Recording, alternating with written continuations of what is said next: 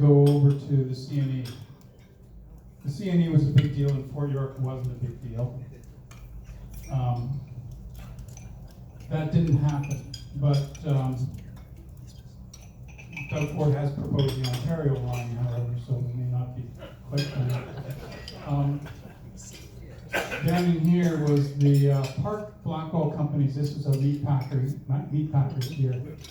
And then to get to the Queen's Wharf at the time, as is indicated here, you'd take a footpath essentially this way off the south of the Bathurst Street Bridge. Getting down to the lakeshore involved crossing train tracks at grade and dodging trains, sometimes not successfully apparently. This is the actual route off the Bathurst Street Bridge. You're coming from the Bathurst Street Bridge on the left, and you're walking actually along the north side here. This is the north side of Fort York. This is the old Bathurst Street Bridge. 1916, they changed from the old bridge to the one that's there now. So that bridge, this is looking south on Bathurst. So Front Street is just turning left here. That would be the intersection of Bathurst and Front Street. The bridge, as you can see, is not in a straight line with the road. It's on an angle. There's a horse and buggy going over, and the pork meat packers there. This is just as they're getting ready to change from the old bridge to the new one. So this guy's standing down here on the train tracks.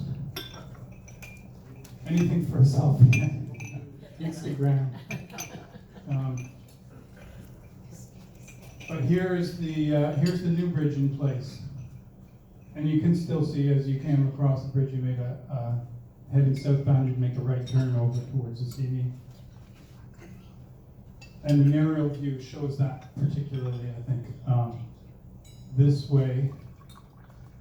And then you go around there, around the side of the fort. The meat packers is here, and this would get you down to the waterfront, this track here. And this track is running approximately parallel to, approximately along the line of Queen's Wharf. Queen's Wharf is more or less about here.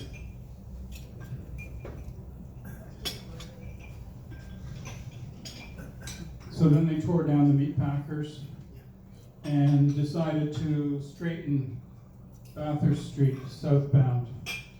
So they set it up like that. Here's the bridge. This is the new bridge. It was put in 1916, but they didn't rotate it for another decade and a quarter, decade and a half.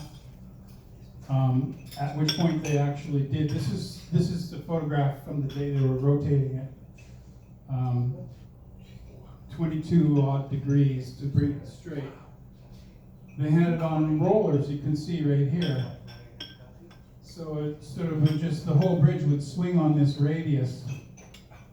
And I don't know if you can see it clearly in the picture or not, but they've got a big winching system here of cables. And they just swung the whole bridge into line with the new abutment that was built. It took them about 15 minutes, apparently, to do that. And then they could build the streetcar line straight down Bathurst to the lakeshore. That's the abutment that I was referring to. That's because the original bridge didn't, it just landed on Earth. The new one had to have a grade that would support the streetcar line. That's it more or less today. And it's moved from the Humber? That's right. This bridge was this is not in its original location. It was a railway bridge over the Humber River before it was moved here in 1916. Ooh. I don't know how they did that. I don't know how they did that. They did. Here we are. I like this picture because it speaks to issues of history. Anybody recognize this building? This is the old National Yacht Club under construction. So it's sitting on sand. This is the Cyclone. It's inside the National Yacht Club basin, because the basin was not enclosed the way it is now. That's the outer range light that I've referred to again. So they were dredging and building the National Yacht Club right in that spot at the time. I think this picture was taken from the roof of the old National Yacht Club. This is something like 1922. And you can see Stadium Road here, just in sand, basically. Yeah, it always had a parking problem. And here's Lakeshore Boulevard, and there's your Queens Wharf Lighthouse and so on. Way up on the shore, landlocked.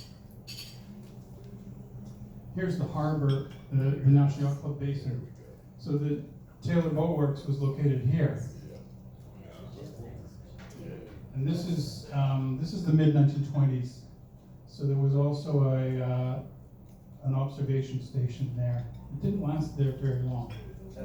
West there, or? You're facing east. This is the current basin.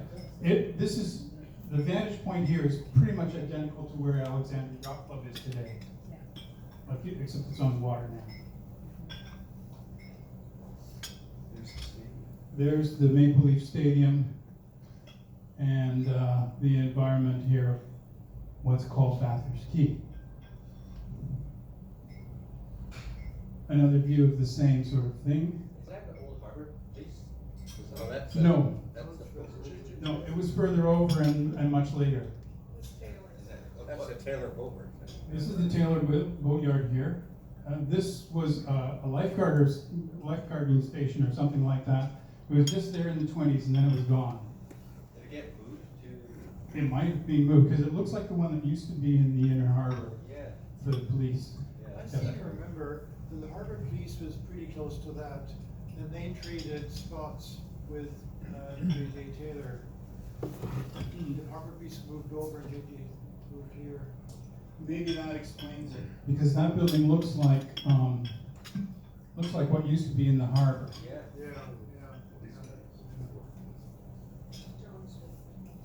The brand new tip-top Taylor building with the little National Yacht Club down the corner there. Double-decker buses on Lakeshore. For a little while, double-decker buses. It's the signal. Something.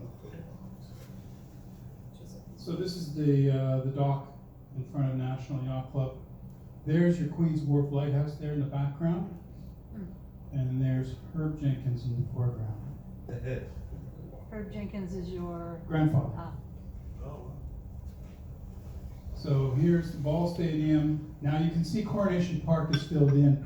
It wasn't always filled in. This is 1939, this picture. It was in the 30s that land was filled in to create the park. But you can see there's a pretty clear waterway around the exhibition and over into the Humber that remained for a while. Ron, Yes? the extra fence on the baseball stadium appears from the previous to have been a running track or something. I don't know what that was. I have another shot that you might see later if we get there that shows parking in that area. Yes. And that's the AYC. Yes, combined with that. that's Alexandria Yacht Club as I remember it, Yeah. oriented this way. The next door was a restaurant or a bar, wasn't it? It was, but not at this time, Scanna Landing Cafe. Oh, yeah, okay. This is Stadium Road.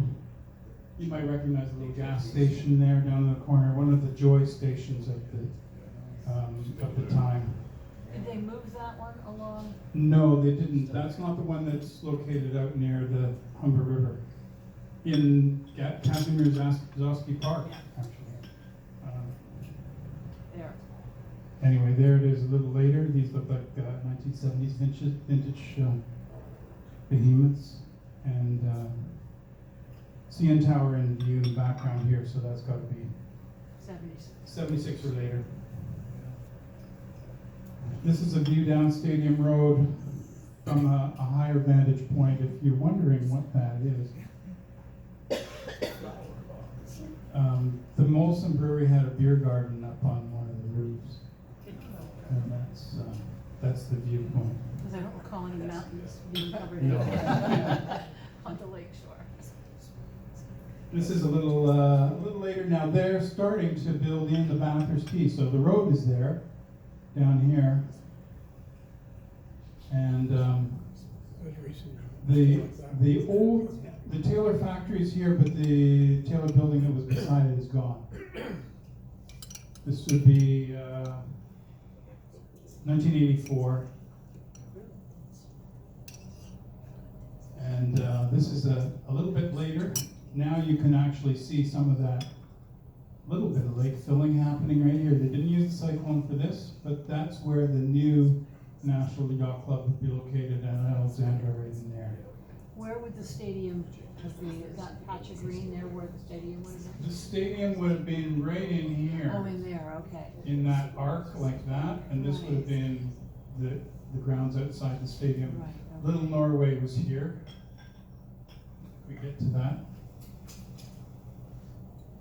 Maybe we can just stop for a second. Yeah. If anybody needs or wishes to leave, now is the time that you might do that. Yeah, I covered a lot of ground, and I could cover a lot more. But yeah, okay. If anybody wants to leave, please feel free. This is a much more modern waterfront. This is 1986. The thing that I think is noticeable in this particularly is the fact that now you've actually got the old National Yacht Club and the new National Yacht Club buildings in the same view there. I like the old National Yacht Club because in the 40s, we would come from Ward's Island to sail our Sabbats. And we would race them here for the National Yacht Club Regatta in the X. And Tommy Turrell, Babe Bavington, Herb Jenkins, and Mr. Barber would sit on the front and yell at us and tell us all the things we were doing wrong. And that was in the 40s. That was sailing school in 1940s. Yeah. They were great guys. Tommy Turrell had one arm. Yes, he did. Yeah, great man. He used to play tricks on my sister and I because he would pretend he didn't have a missing arm. And when we were little kids, we would climb around on him trying to find his arm that we figured he was hiding.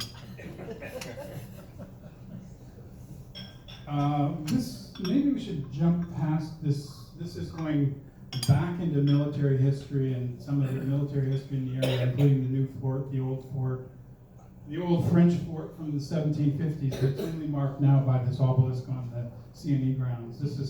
This was actually the location of a fur trading post for pre-colonial or pre-British occupation. But I thought what I would do maybe is just, May I ask a question, Ron? yeah. How much time, if you could do it all, would you need? 6 hours.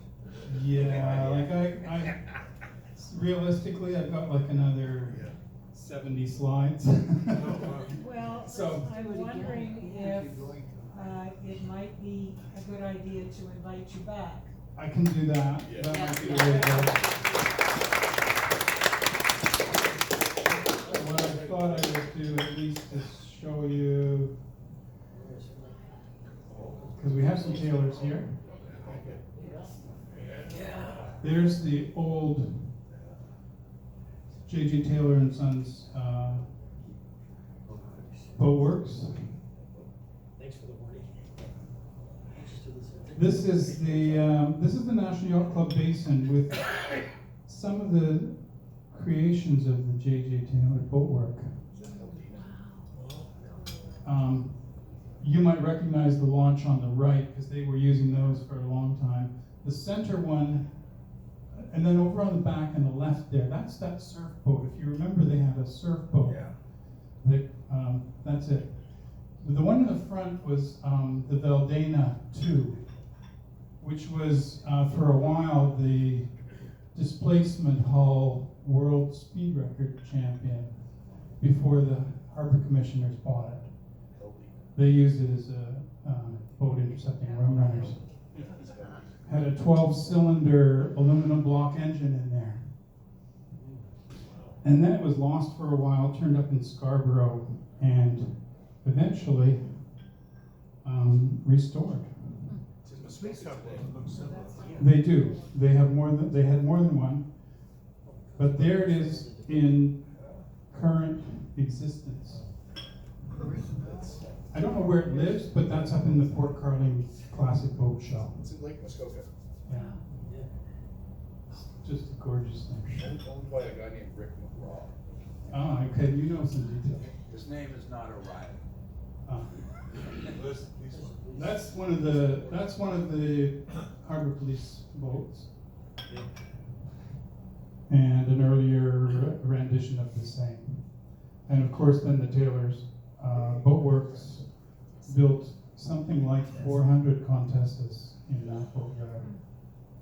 And Oliver's got one. Okay, any questions? Yeah, where'd you get all those great pictures from? The web, for the most part. Is that right? Yeah. Well done. There are archives in the Toronto Public Library and City Archives. I think if I was being more thorough, I would go to the Port Authority because they also have extensive Yeah, archives. they do. Wonderful, wonderful. Yeah. What happened to the cyclone? I don't know. It just disappeared. I guess it was just scrapped It used until when? sometime in the 30s. Is your presentation interesting timing? Because as you know, we're going to spend $1 billion now fixing up the dam and. That's right. Oh, and that's all happening right waterfront. now. If they had done it differently in 1912, then it wouldn't be necessary now. But it's going to be a whole, you have the same presentation in about 10 years' time. That's right. Well, it's happening now that there is obviously work going on right down there at the foot of the Don. And it'll be interesting to see as it evolves. I'm on the liaison committee for construction. Oh, yeah? Yeah, I'm also in the community consultation group. Okay, well, thank you. Yes, Oliver. There's no tiller on it. I can see a tiller. Yeah, it's there. Okay. The other thing, Yeah, you can see it right here. the fascinating story is the diseases they had in eastern waterfront until about 1910. Thousands of people died of typhoid and cholera. Yes, that would be part of talking about the pestilence of the waterfront. And so on, yes. Any other questions? Well, thank you.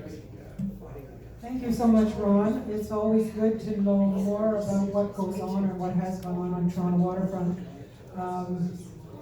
And you have a font of knowledge of it and do such a fine job of presenting, I beg your pardon. So let's just give Ron another big round of applause.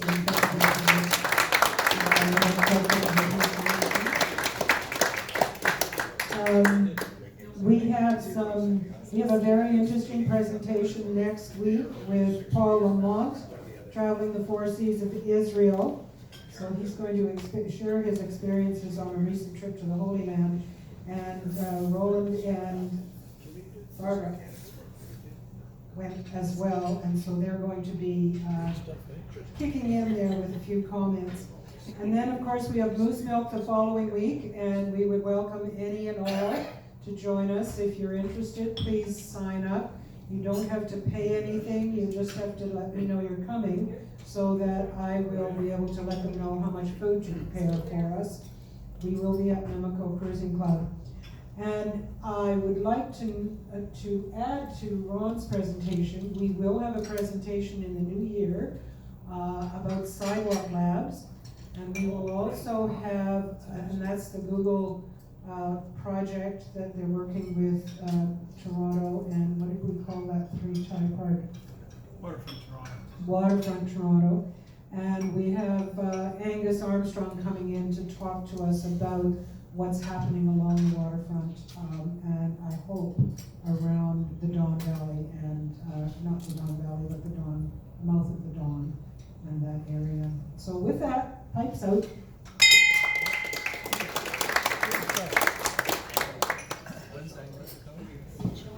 Thank you.